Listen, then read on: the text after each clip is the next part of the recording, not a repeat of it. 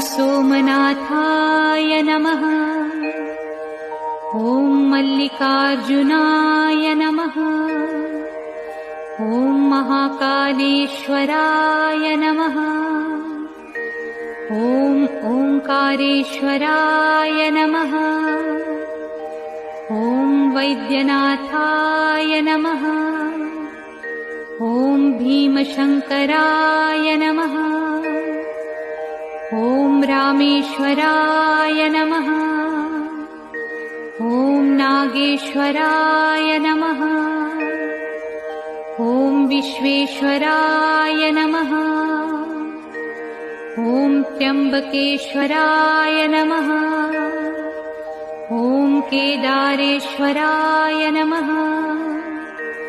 ॐ भुस्मेश्वराय नमः।